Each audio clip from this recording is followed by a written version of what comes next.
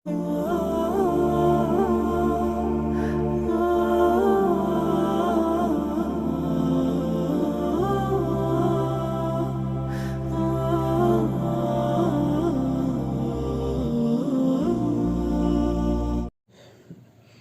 اللہ الرحمن الرحیم الحمد للہ رب العالمین والصلاة والسلام علی اشرف الانبیاء والمرسلین وعلی آلہ واصحابہ اجمعین اما بعد باب زکاة السائمة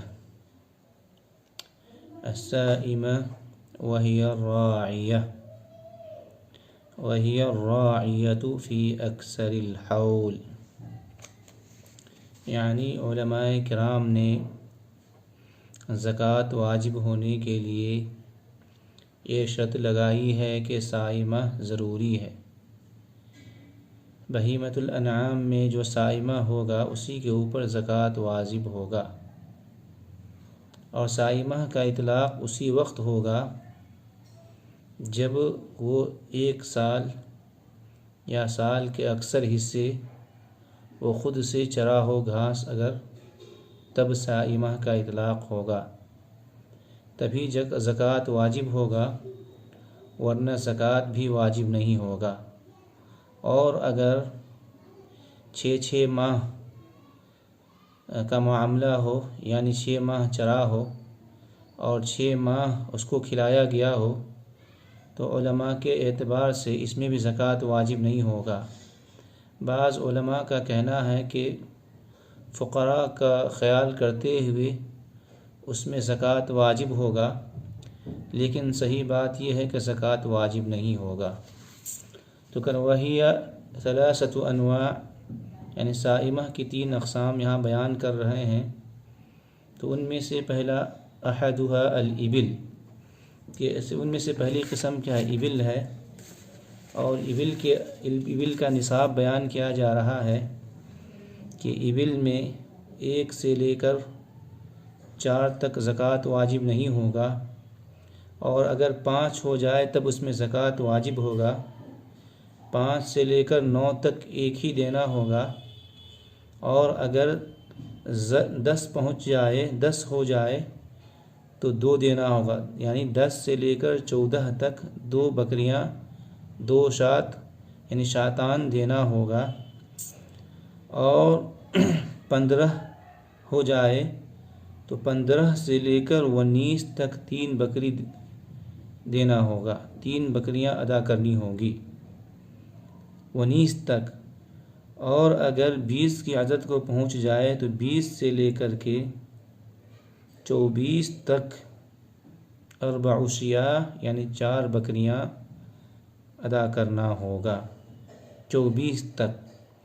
تو یہاں تک جو ادا کی گئی وہ بکریوں میں سے ادا کیا گیا، یعنی ابل کے زکوٰۃ میں کچھ ابل میں سے ادا کیا جاتا ہے، اور کچھ ابل کے علاوہ سے بھی ادا کیا جاتا ہے، یعنی 24 تک کی عدد اگر ہو تو ابل کے علاوہ بکریوں میں سے ادا کرنا ہوگا، اور جیسے ہی 25 کی عدد کو پہنچ جائے تو اس کے بعد ابل ہی میں سے ادا کرنا ہوگا۔ تو 24 تک 4 بکری ادا کریں گے، اور اگر 25 کی عدد پہنچ جائے تو 25 سے لے کر کے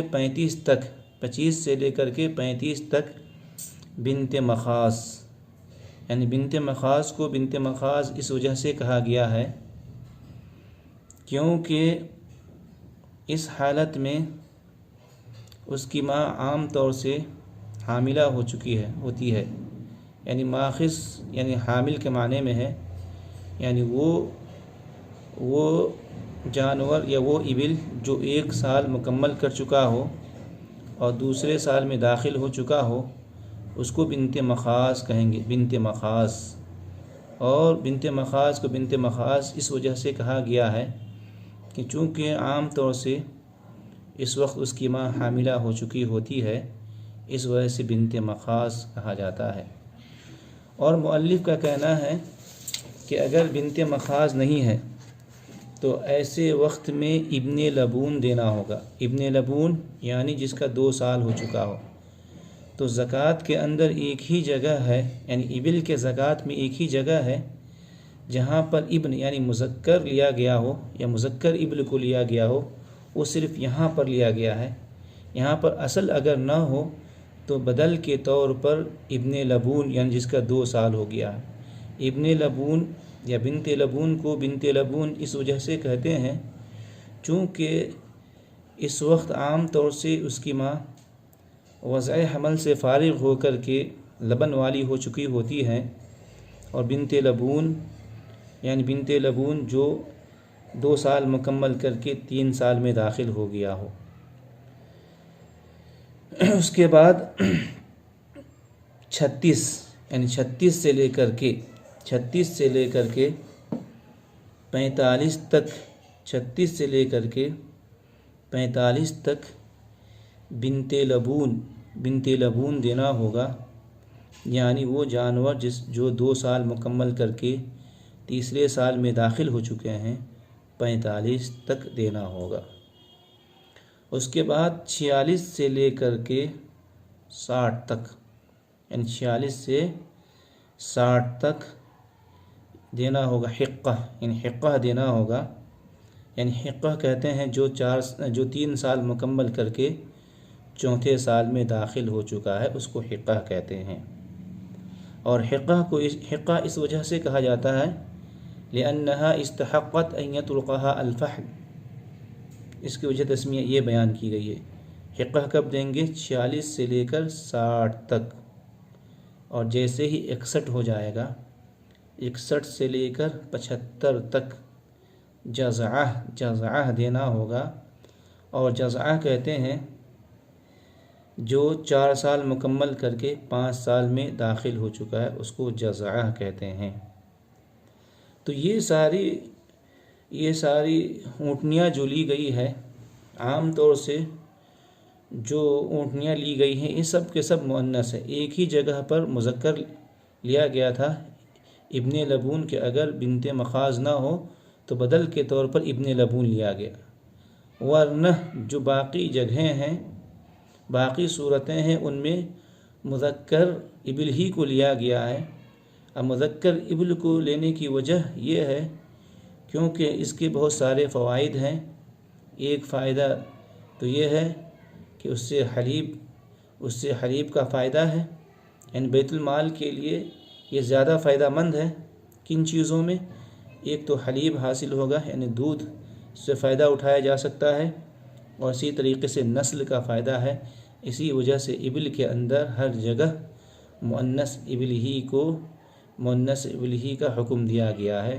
صرف ایک جگہ پر بنت مخاض نہ ہونے پر مذکر جانور لیا گیا تھا، وہ کیا؟ ابن لبون مذکر لیا گیا، ورنہ عام طور سے ہر جگہ پر مؤنث ابل ہی کو لیا گیا ہے، مؤنث ابل دینے ہی کا حکم دیا گیا ہے۔